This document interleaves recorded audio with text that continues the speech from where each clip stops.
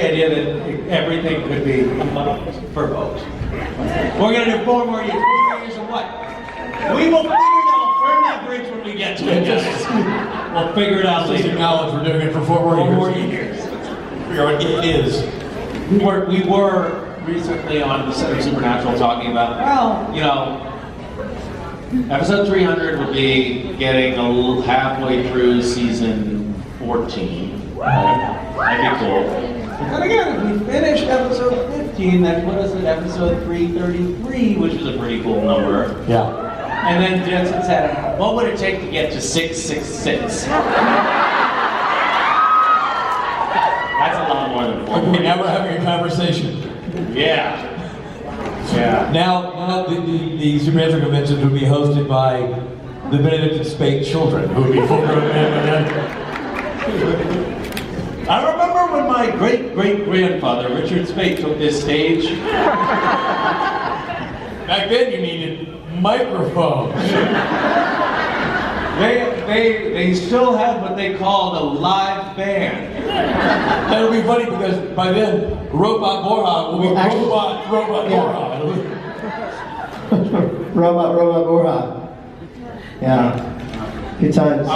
For whatever confluence of reasons, it seems that everybody in the green room today is really in top form. Balls of fire. Yeah, I don't know if everybody must have had a few too many of those 5-hour energies because Few too many of something. everyone was just bouncing off the blankets in there. We just can't be stopped. Yeah. Thank you for live videoing that. You're welcome. Good. By the way, the preamble to that, like, I'm gonna go live thing in the green room was, no, don't. And then we agreed, No, we didn't. well, okay, I just did it. Yeah. We agreed on nothing, sir. Ladies and gentlemen, we can all agree on this. That's Misha Collins.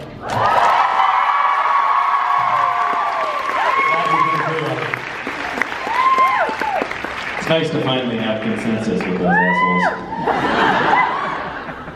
How is everyone?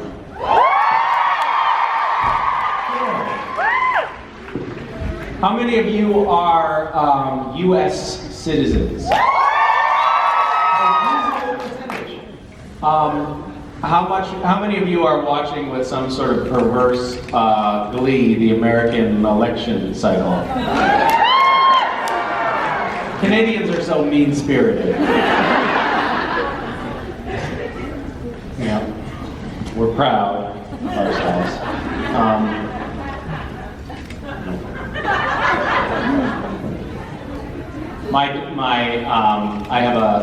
For some reason I started to get into a habit of telling stories about my kids at the beginning of panels, so forgive me. But this just reminded me of Mason, my just turned 4-year-old.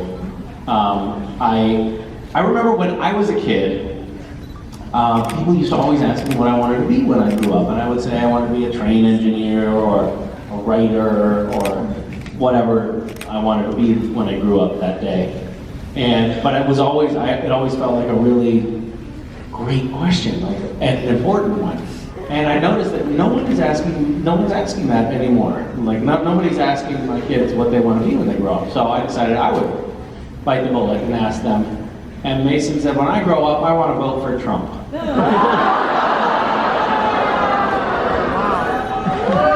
So I'm not going to talk to her anymore.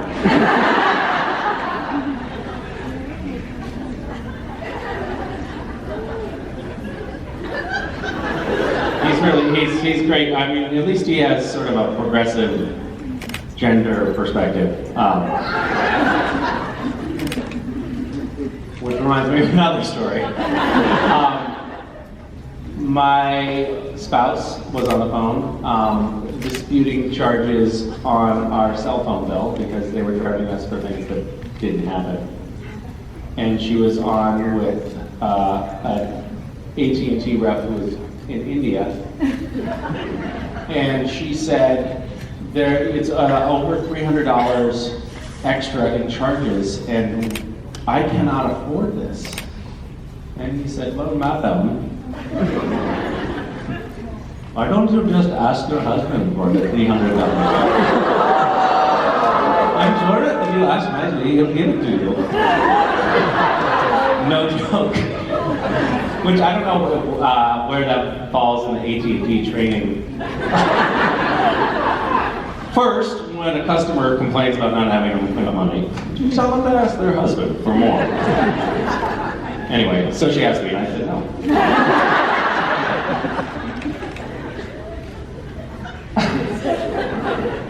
All right, listen up to that. Hi. Hi. Oh my god, holy shit. Well said, well said. So I'm a huge fan of Dish Wiz. Oh yes, me too. So my question is if you could create a Dish Wiz themed chocolate bar, any ideas as to what would be in it besides kale, of course? No. Kale would not be in it, because kale is now a forbidden fruit in the Dish Wiz lexicon. I think that there would have to be some sort of confetti in it. I love the idea of it being kind of a lottery. Like it could be something, you open up each, it's sort of like Willy Wonka's, golden ticket thing, right? Like you open up each chocolate bar and either, it's oh shit, I'm so glad you brought this up. Oh my God. All right. I'm gonna tweet something just to show you guys. Do you guys have Twitter? I'll tweet you something to explain this. So either it's something amazing when you open it up like an actual chocolate bar, or it's something completely inedible that will burn your mouth. And you don't know what it's going to be until you put it in your mouth. So it's sort of like chocolate roulette. That's what I would do. Okay, so speaking of that, I can't believe you brought up chocolate bars. Hold on. This is going to be totally boring for a little while.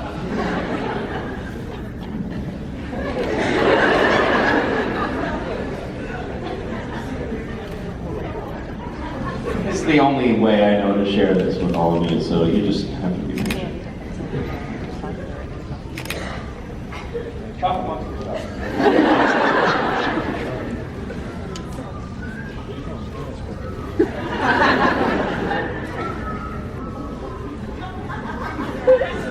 Oh, hold on, it's in a text thread. Let me find it. Oh, come on, where is it? There it is.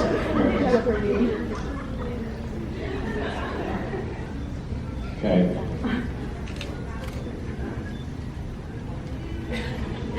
Stand by.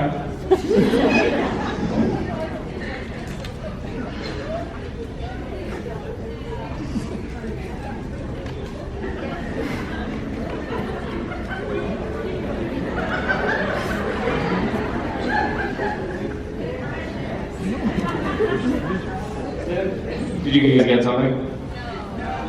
Ay.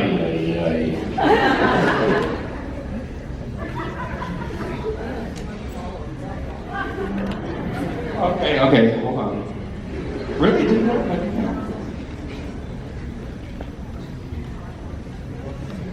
This feels really inefficient to me. All right, well, I don't know. Maybe I can do this while talking about something else. That could be it. You know what? I should have agreed to get my wife that $300.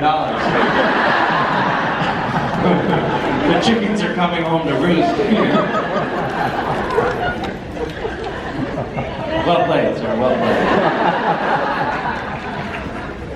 All right, here we go. All right, no, I don't want to take over. I just want to see. Can you do more than one photo in a tweet? Yeah, but how?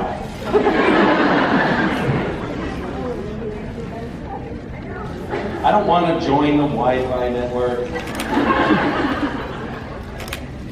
I can't. This is killing me, you guys. I'm sorry.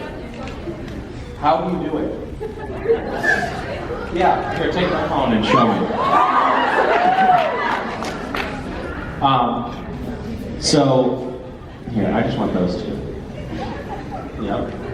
Oh, yep. Nice. Thank you.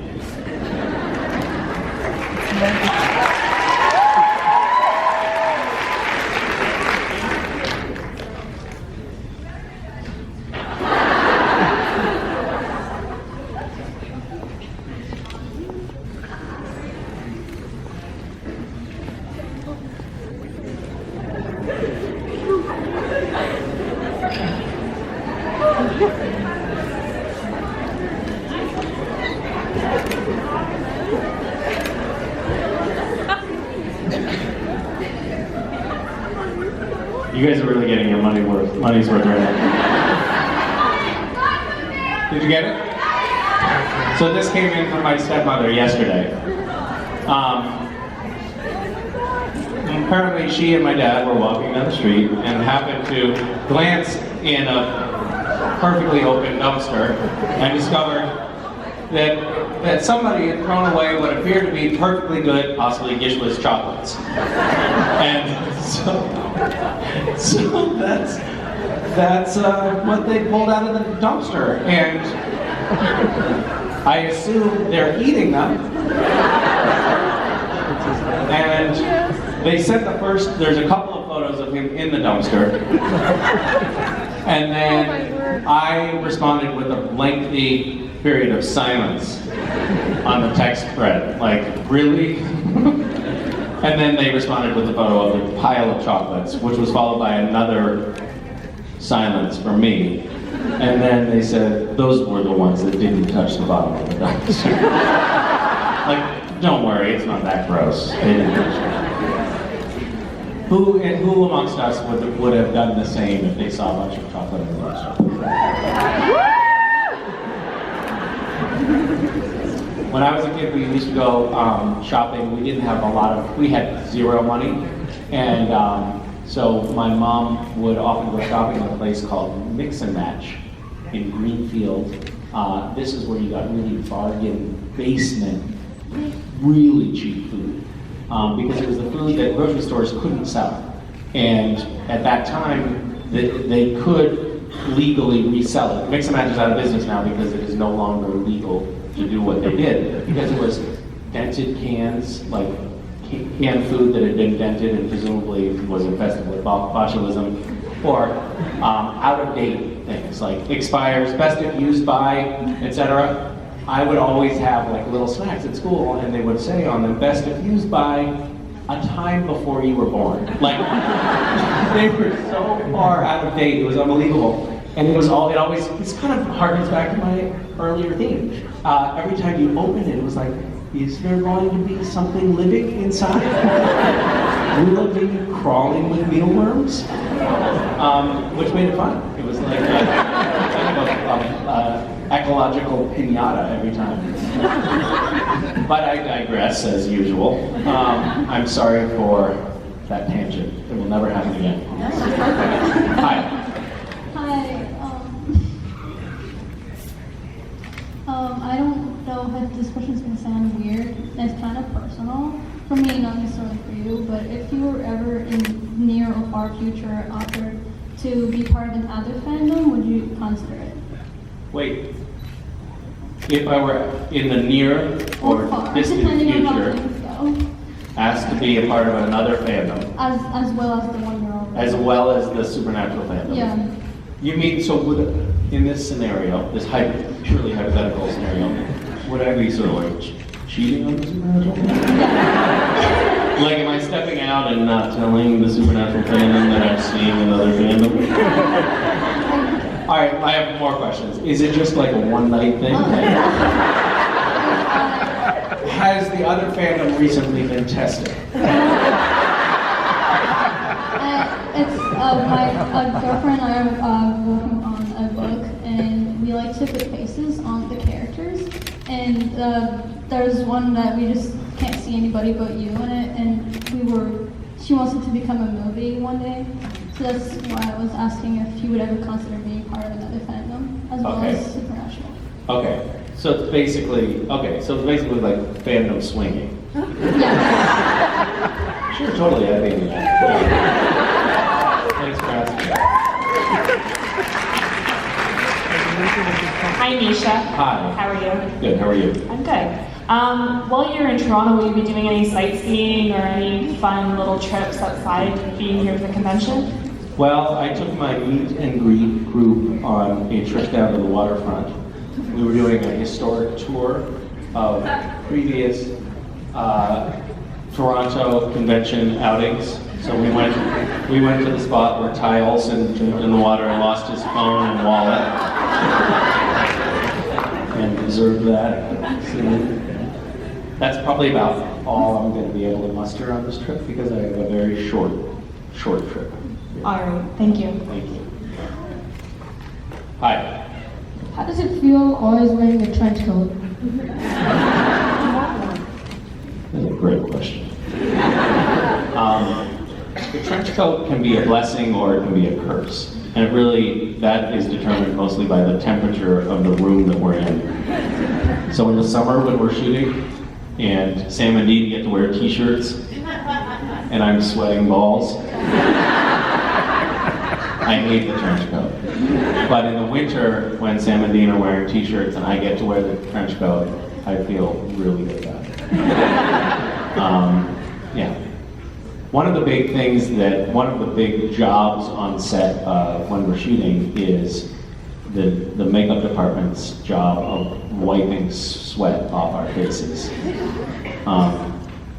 And they always try to be delicate about it. Like they'll say, the cameraman might say, Misha's looking a little shiny. They'll use euphemistic terms like that. What they mean is he looks like a sweaty pig. And that is often the result of having that trench coat on and the suit on underneath that. So, yeah. Thank you. Hi. Hi, how are you? So if Supernatural had a body switching episode, which character would you want to play and who would you want to play Castiel? I would probably choose the Impala. And I would love to have Rowena play Castiel. Okay. Thank you.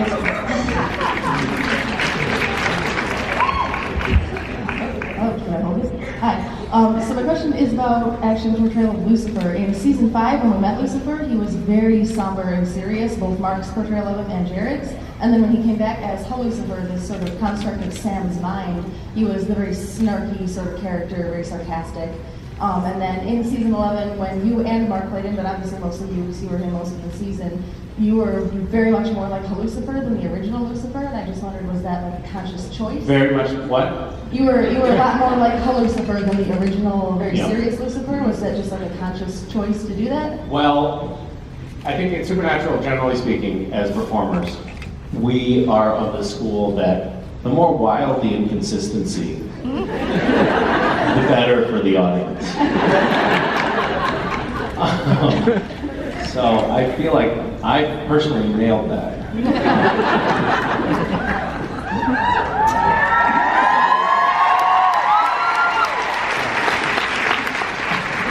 gonna go into the season without it. No, you know what? I actually made the choice just to look at the more recent permutations of Lucifer because I felt like that was what was going to be freshest in the audience's mind. Like it doesn't really make sense to leapfrog back to an earlier version because everybody would be lost, and because I never watched the first 7 seasons of the show, so that would be so much homework for me. I'm just kidding. I just skipped the first one. Hi Misha, how are you? Good, how are you? First of all, I want to thank you for everything you do. You have like one of the most beautiful souls that I've ever. Wait, you can see my soul? Thank you, that's very sweet. Okay, so my question is, what is the best advice Jensen and or Jared have given you about acting on Supernatural and about life in general?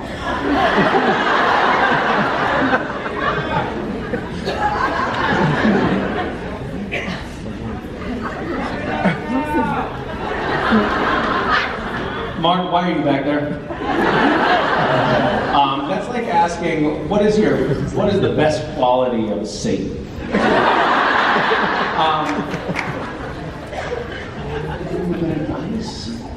Oh, I actually have a legitimate answer to your question.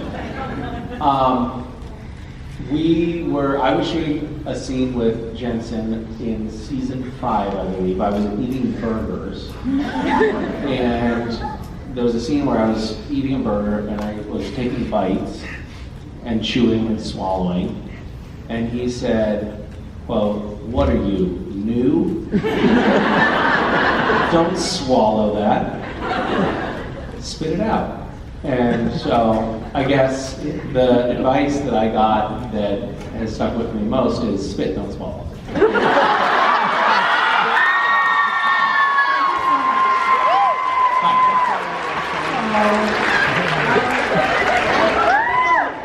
I have a question about, you're an angel, I'm an angel, and I have a question about beliefs, and I was just wondering, when you have a child, when you were back at that age, and you know, Santa Claus and the Easter Bunny, and what did you believe in when you were, you know? When I was small? When you were small. And, Like, are we talking like 17, 18? well, I'm talking like 4 or 4, 5. okay. And how did you deal with, maybe found out that maybe that was...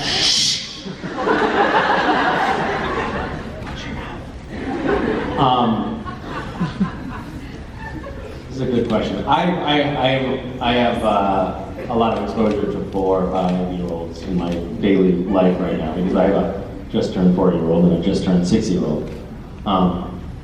And I can tell you that you lose perspective very quickly as you grow older. You forget what it's like to be small. We were getting ready for school. They just drag their feet so much. It's like you can't just stay focused, stay on task. You get out of the house and go to school. It's got to be switching socks, turning the sock inside out and then right side in again, and then turn it inside out again. I'm like, just let's go to school, guys. Guys, can we please just stop lollygagging and get our wardrobe on and get out the door? I don't want to be tardy like we were yesterday, because we got a very, very unhappy glare from Mrs. Lindsay yesterday. And Mason says, Dad? Yes, Mason, what? What does yesterday mean? Right, okay, we're not totally operating on the same wavelength right now. Or I came home and Wes was just finishing up bashing a big hole in the drywall with a homemade hammer. He had tied a rock to a stick and had managed to bang a good-sized hole in the drywall. There was a pile of debris all over the floor. I was angry, and I expressed that to him. I said, Wes, what are you doing? You can't just pound a hole in the wall. This is our home. And he said, Dad, I'm sorry. What were you doing, Wes? I was just trying to see the elves that you said lived in the wall.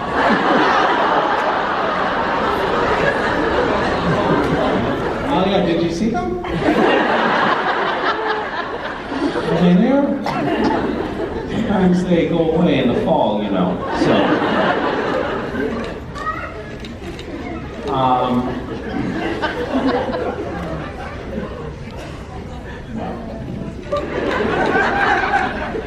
So I have a vivid memory of it dawning on me, the whole Santa Claus thing. I don't remember, but I believed everything at an early age. I also had a weird thing, which is when I was guilty of a wrongdoing, which was very rare in my childhood, but when that happened, I would explain that the elves, it's a recurring theme, I guess, that the elves had done it, but when I explained that, I believed it. And I remember being like, man, the elves did it, and believing that. So I, at a very early age, not only believed the mythology that came from the outside, but kind of like Donald Trump, I created my own mythology that I also believe.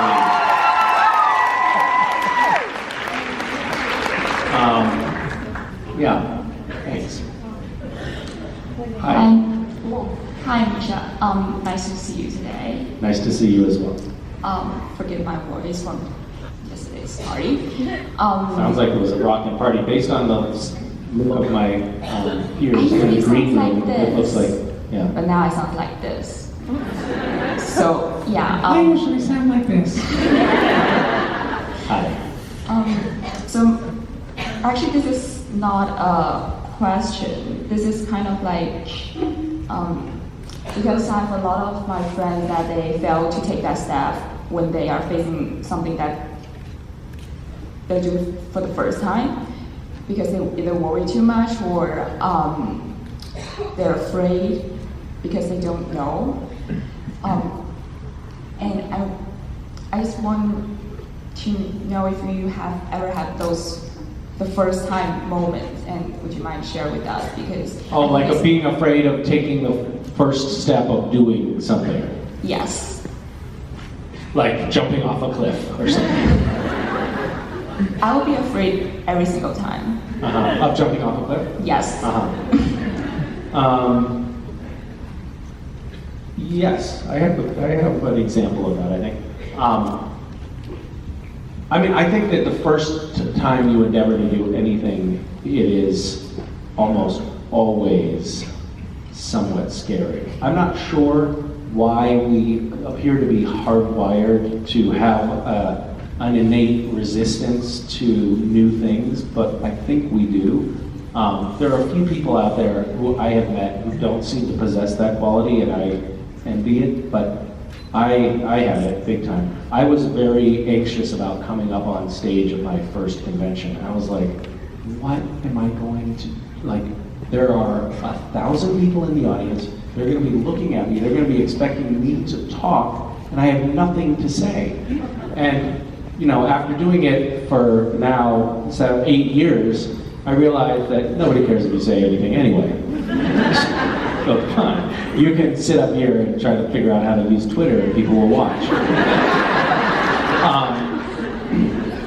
But I have a memory of when I was 18, my girlfriend and my wife now, but girlfriend at the time, decided we were going to start a sleepaway summer camp for urban teenage girls. And so we were bringing girls from Chicago and DC and Cincinnati and Boston and Baltimore, and New York, all these different cities to this sort of like rural retreat in Western Massachusetts. And we had all of these workshops. I do like things lined up for them to do. And it was a mix, but it was mostly, kids who didn't have any money, so we had to raise a lot of money to do this. We didn't give ourselves much time to do it. And so we had to raise a lot of money really quickly. And we had no idea how to do this, so we decided we'll just go start knocking on doors. And we drove to a rich neighborhood and parked the car and got out, and we had printed up these little brochures. We didn't have like nonprofit status or anything. And we just split up and we were going to go knocking on doors. And she went that way and knocked on a door, and I went around the corner and hid behind a tree. And my heart was just pounding. Like, I was so afraid of knocking. We just don't want the rejection that we're feeling. And eventually I mustered the courage, knocked on the door. I was so nervous that they gave me $10 because they felt bad for me and they wanted me to leave.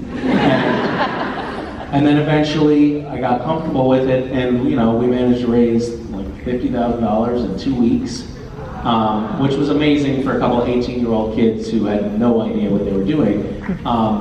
But that was such an example of overcoming a major fear. Like, it wasn't like, oh yeah, that's going to be a breeze. It was terrifying. So I don't have any advice except for that. I have found that when you push through the fear, it can be an interesting experience, and you can overcome it. You can also do it and find out, oh, that really is a scary thing that I don't want to do anymore. I've had lots of those experiences too. But it is, I think, facing things that make you fearful can be a good growth edge. Like, that's where you kind of learn things, it seems like. So I think always recoiling from places of fear is probably, it's safe, but it's a little boring. Yeah, thank you for that. Okay. And this is the first time I speak in front of this many people, and I'm very proud of myself. Congratulations.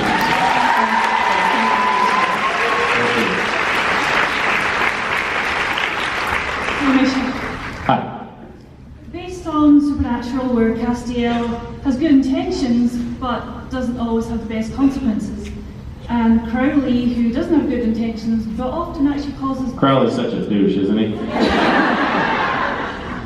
British. No, not that Crowley, not the Crowley. I'm not talking about your Crowley, Mark.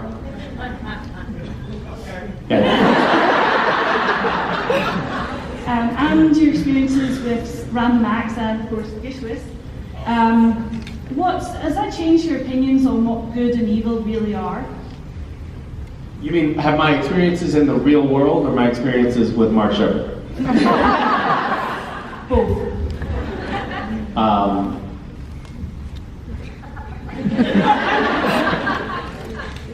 don't know, it's a good question. I do tend to think that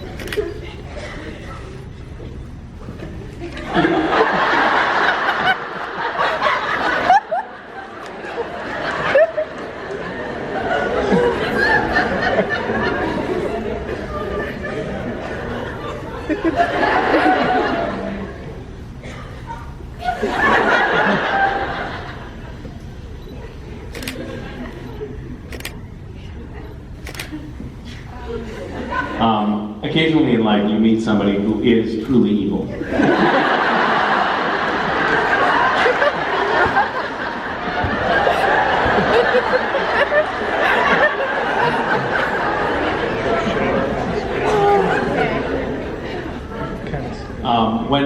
When we are portraying as actors, when we portray characters who are mostly bad,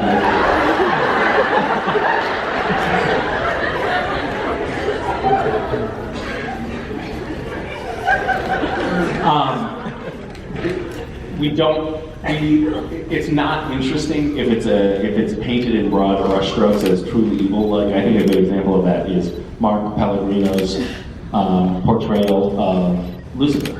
Like, he created a textured character that you kind of empathize with. I mean, yes, he's the epitome of evil and all that, but you kind of empathize with him. And he doesn't see himself as bad or wrong. He's doing...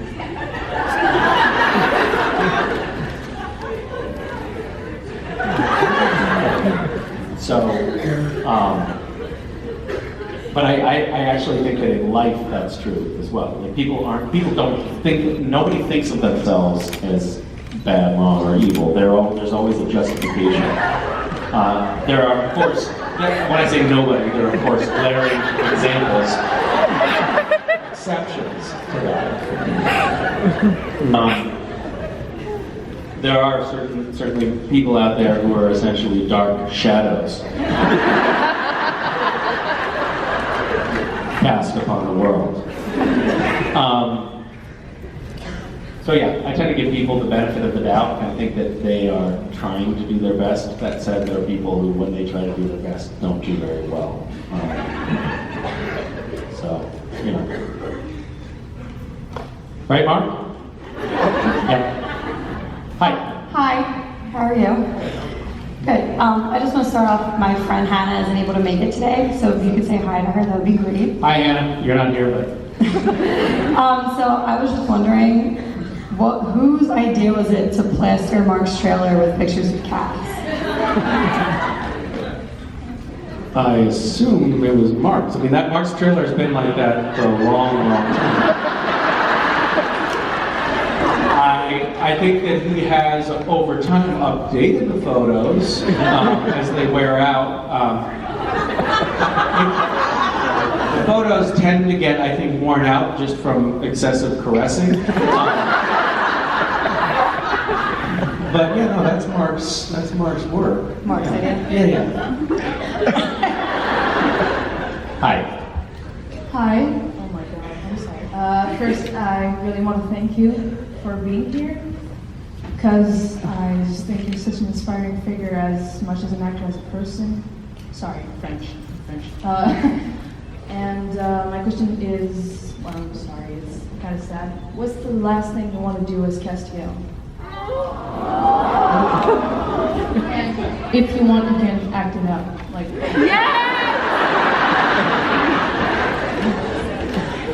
Thank you for throwing me that lifeline. How am I going to answer this question? But now I know. I can have the option of acting it out.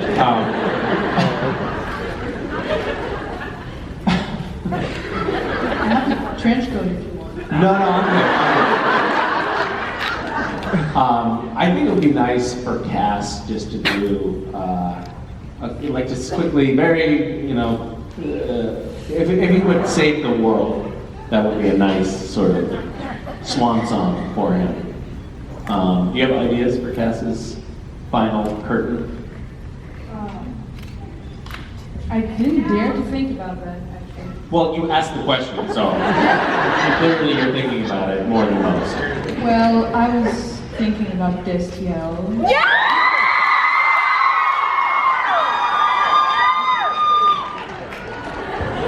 All right. So last minute's on Earth, and you're like, no, don't save the world. Just go in for the kiss with me.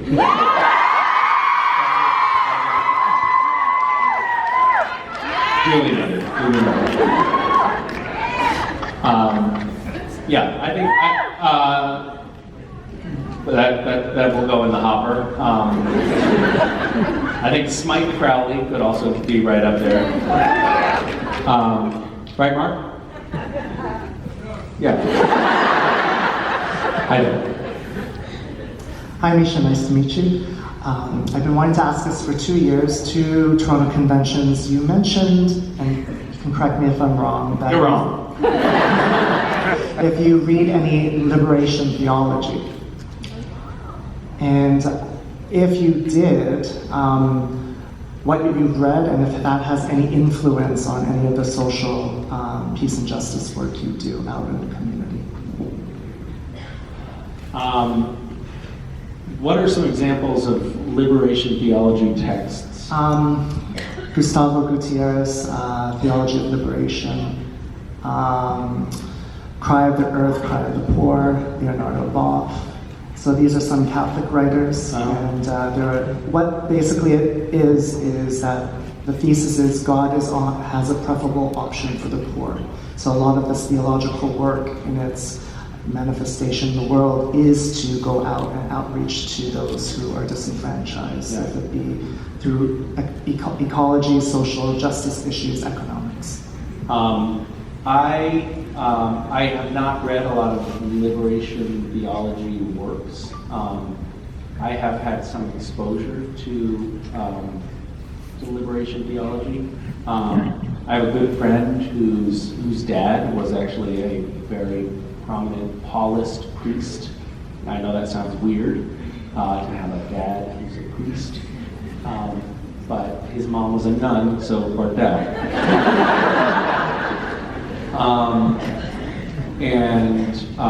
And there are some. My father spent some time with Jesuit priests in the 70s, and that sort of informed his perspective on Latin American politics, which has in turn informed mine.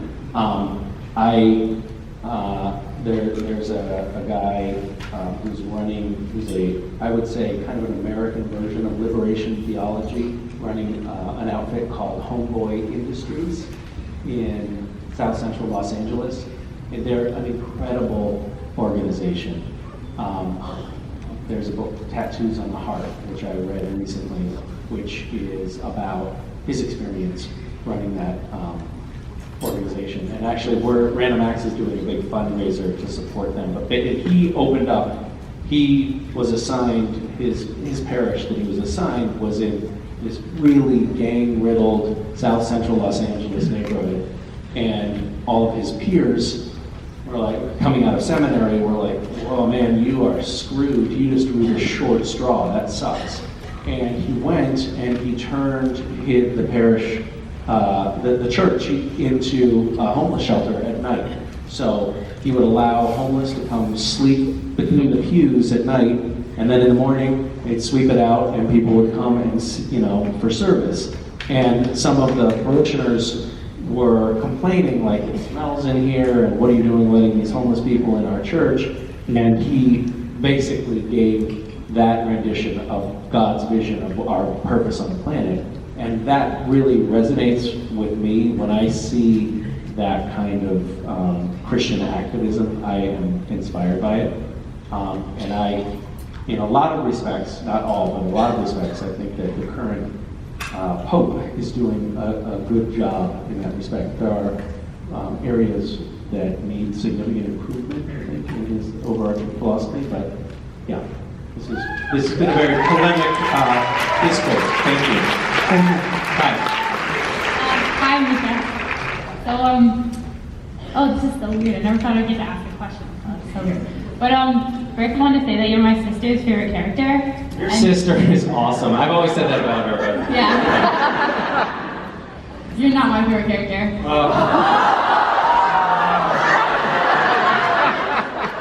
I wish I had the balls to actually throw something like that. What's your favorite character? Dean. That's a stupid character. You're my second favorite character. Whatever. But, okay, can you get through the question? Get through the question. Yeah, okay. Okay, your time's up. All right. Okay, okay, I have a question that I was gonna ask Jared and Jensen, but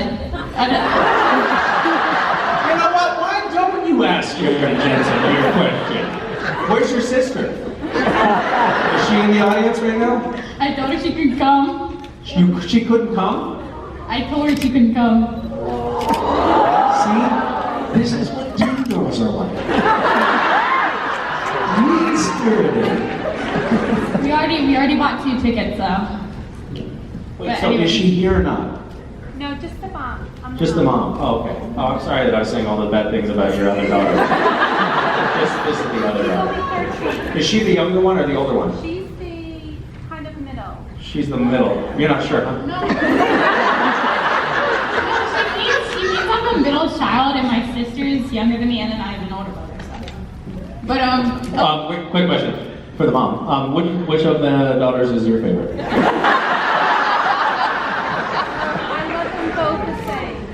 You love them both the same? Yeah. You can tell me the truth. I won't. Can't possibly be true. Don't worry, Misha, you're my favorite actor. Oh, okay, all right. You're digging your way out. No, but my question was, who do you think would win in a fight, Demon Dean or Solo Sam?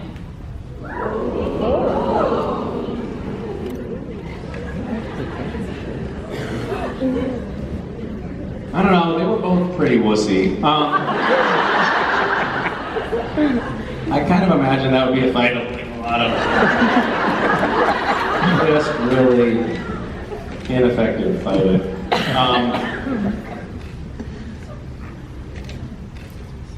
I think there was something, I think Demon Dean actually was more possessed of, he seemed to possess more supernatural kind of powers than Soulless Sam. However, if memory serves, Soulless Sam did have really ripped six-pack abs. So it could have been a tie. One has more supernatural powers, the other one was more cut. So I don't know. Cass would kick both of their asses as your sister can attest. Hi. So you've been a big inspiration to a lot of people, myself included, especially from your Random Acts, which I follow religiously on Facebook. What was your most proud moment with Random Acts? Because it's been such a positive influence, and unlike the media, it's always portraying something good, which I miss in the media. There's like nothing pleasant in it usually nowadays, especially in America right now. But what's your happiest moment that Random Acts has done or that you've done with Random Acts? There are a few things that are coming to mind, but I think the most prominent, the most emotional experience for me probably was when we went back to Haiti for the third time. So, Random Act's sort of core mission is to do help facilitate people doing small acts of charity at whatever capacity they have the means to do. And a lot of times those are very small acts, like it can be as, giving a musical instrument to a child in need or something like that. And while those stories can be emotionally impactful, I kind of also, when we were starting Random Acts, I wanted to also show that there was like some power behind the group, like that we could do something monumental and really big. And so we embarked on this project of building an orphanage in Haiti in the post-earthquake era. And we set out to do that, and I didn't really know kind of what the scope of the project was going to be. It was a very abstract concept. I mean, we had some people on the ground there who were really great that we could partner with, but I didn't know what it was going to take. We ended up building this really enormous, 13,000 square foot building that was really beautifully constructed and has, the facilities to accommodate a couple hundred kids and cost about $500,000 that we raised. And took 3 years, but it was just like, it was a really amazing thing because we were there when we were breaking ground in a vacant lot, and we were there when we saw the first kid. So there was a kid, the very first kid that was admitted into the orphanage was this kid who was 2.5 years old, who his mother had died, and his father had to work in a sugarcane field, and would leave during the day to go work, and would leave this 2.5-year-old kid with a bowl of water chained to a table because he didn't know anything about parenting and he didn't have the resources to do anything else. He wasn't like a cruel person, he just didn't know what to do with this kid. And so Random Acts helped, bring this kid in, and he was the first one there, and we met him when we went back for that third time and saw this beautiful building that was constructed, and I don't think, there was a bunch of people who had gone on each trip down there, and I think we were all crying at that point. It was pretty amazing to see. It's kind of awesome to be able to be in a position where you can say, wow, we actually changed that life completely, probably in that particular situation, saved the life, and that is totally born of this fandom. I started Random Acts with Supernatural fans, and I did it because I saw that there was a tremendous openness and a tremendous generosity in this community, and it is, I think, born really remarkable fruits. So, yeah, I think that stands out to me. Thank you so much.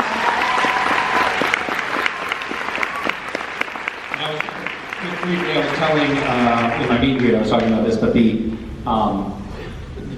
had a Haitian-born engineer who had built the subway systems in New York. He was an engineer working on the subway system in New York, and he did the engineering for our orphanage when we built it, and he completely over-engineered the thing. And I was looking at the plans like, dude, do we have to, what? These pillars are 2.5 times thicker than they need to be. And he said, I don't ever want to worry that an earthquake or a storm could possibly cause this building to collapse on children. And so he built it to specifications that would allow it to weather a 9.0 earthquake with a fully loaded semi-tractor trailer parked on the roof, which is, by the way, not possible to get onto the roof of this building. And so people have been asking, how is it doing during the hurricane? And the answer is it's served as a shelter for the community. It's totally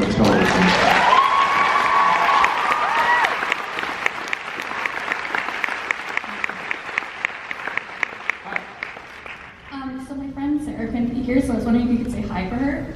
Yes. What? Say hi. What's her name? Sarah. Sarah. Where is she? Ottawa.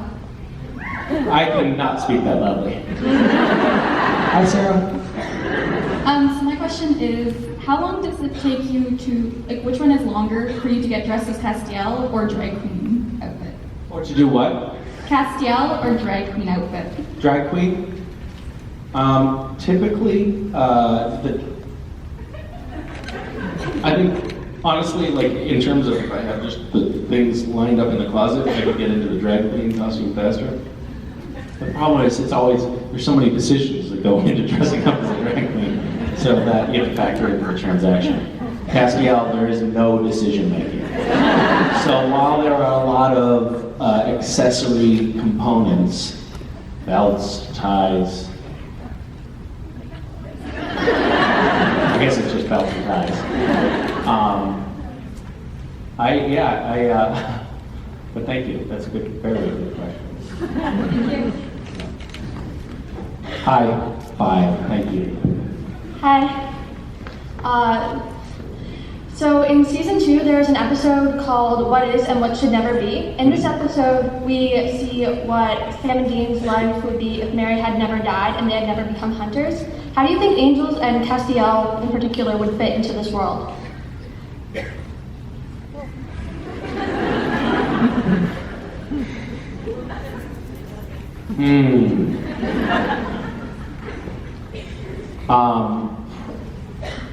So they would never become hunters. So they would be people basically who know nothing about this whole monster mythology that permeates the supernatural universe. They would just be a couple of schlubs. Yeah. In this particular scenario, I think that Sam and Dean would have sort of grown out of shape and drinking a lot of beer. They would be fairly forlorn. They would be imagining, what their life could have been had they chosen to make something of themselves. And they would occasionally, in their drunken stupor, see a vision, a sort of hallucination of a strapping angel passing by the window of their home, their mobile home. And that would be Cass. So he would just be sort of an apparition that they wouldn't actually get to know in that particular scenario. Do you think the apocalypse still would have happened, or would it have happened like hundreds of years later? Really good question.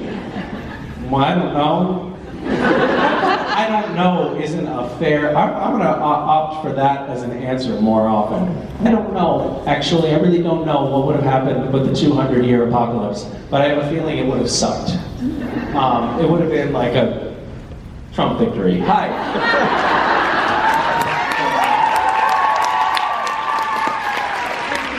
Hi, how are you? I'm good, how are you? I'm a big traveler. What's your favorite travel destination? What is my favorite travel destination? Yes. There's a right answer to that, isn't there? It's Toronto. I don't know. I have a favorite hike. I think I do. I have a favorite hike, which is Kearsarge Pass in Onion Valley near Bishop, California. That's pretty awesome. I haven't been, I don't really go to a lot of places twice, so I don't have like a place that I go back to, a haunt. I love the coast of Maine. I had a pretty amazing trip in Nepal and Tibet. It was pretty amazing.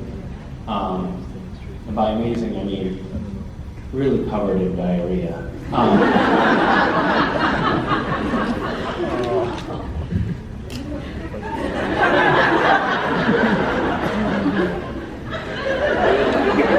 Yeah, it was awesome. I'll just tell you a brief travel story, since you asked. So, this was 1995, and my girlfriend at the time, wife now, and I were traveling around the world. And we had bought these around the world plane tickets, and one of the stops was Nepal. And we decided that we wanted to go from Nepal into Tibet. But at the time, you couldn't really get a visa if you're an American to go into Tibet, because chances were that you were some sort of anti-Chinese Tibetan activist if you were trying to do that. But we heard through the grapevine that if you got a a visa for Shanghai, sometimes you could just use that at the border and it would work. So we got a visa when we were back in the States for Shanghai. And then we went to Nepal, and we're in the town before the town that crossed the border, and we were pretty nervous. And we were like, all right, are we gonna just go up there and give them the visa? And I was like, there's gotta be a better way, like where we can guarantee that we'll get across the border. And so we found this guy who was crossing the border, and he had a truck, and it was a vegetable truck. And so we persuaded him to let us bury ourselves under the vegetables in the back of his truck when he crossed the border. So that way, no problem, no harm, no foul. And my phone is ringing. It's my friend Dan. I can talk to him.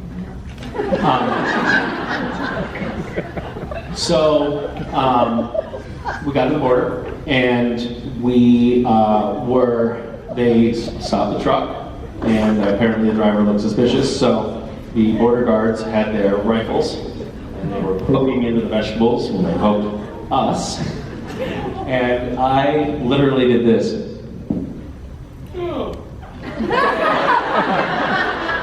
As if we had just fallen asleep, but buried, completely hidden under the vegetable. And then they asked us to produce our papers, and when we had a visa, they actually let us into the country. And for our lying, we were punished by God. And both came down with like really terrible diarrhea right away. And as soon as we crossed into this border town was really, had the worst civil infrastructure that I've ever seen. It was sewer running down the streets. The streets were all just mud and sewer mixed together. It was really, really unsanitary circumstances. And there was only one hotel, and it was, there were rats running all over the room. It was just a shithole. Literally a shithole. And we were not feeling well to the extreme. And there was an outhouse, but the outhouse was across this muddy, shit-infested street. And we were really sick and like feverish, and we were like trudging across this street through this human sludge into this outhouse, and the outhouse was just a hole in the ground, and the sewer just ran from this little hole back out into the street.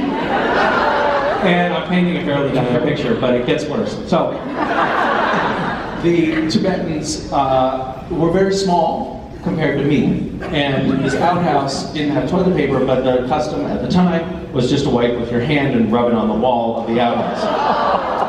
Because of the breadth of my shoulders, I could not fit in the outhouse without touching both sides at the same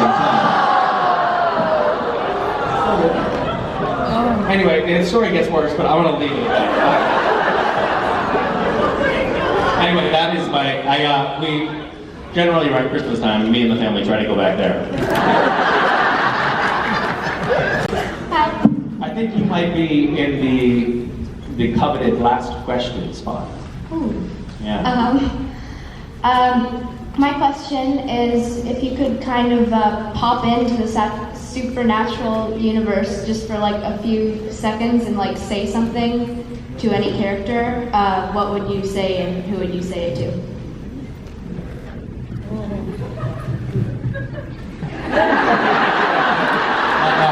Not now.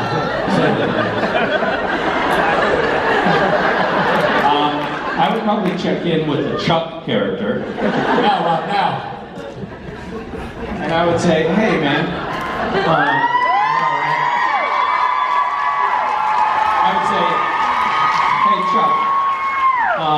me and my friend Crowley, we have a problem. We're kind of at wit's end with all of this, like fighting all of the errant angels and demons and all of the monsters that plague the earth, the wars, the pestilence. Would you mind just fixing everything for us real quick? I wish I could, but I gotta think. My hands are tied. Rob, you don't need to squat. He's putting it real low. Yeah. Can I? I'm not gonna do it. I'm not gonna make that joke. I almost did, but I'm not going to. I was honestly trying to answer the question, and then that's when you took me down here. So I think, you know, I would like to, but sometimes you need a little bit of, to be honest, I didn't hear the question. God is always deflecting in the supernatural universe. That's what we have to deal with from the guy upstairs. Now you know how we feel. Thank you. He doesn't need one of those. Take that last question. You got one more question over there, Misha. Oh, okay. You were the penultimate question. Hi. Okay, so terrified I wasn't going to actually get to ask this. So Misha, in Supernatural, you're, oh my god, described by, especially Meg, as a unicorn. So my question is, if you were a unicorn for a day, So uncomfortable right now. really comfortable. It's touching me! We feel the same way every time he touches us. Wait, say, she often refers to me as a unicorn, and? And I have a question. So if you were a unicorn for a day with all of the unicorn abilities that we all know that magical unicorns have, Yep. what is the first thing that you would do with your rainbow power? I would fart in a rainbow.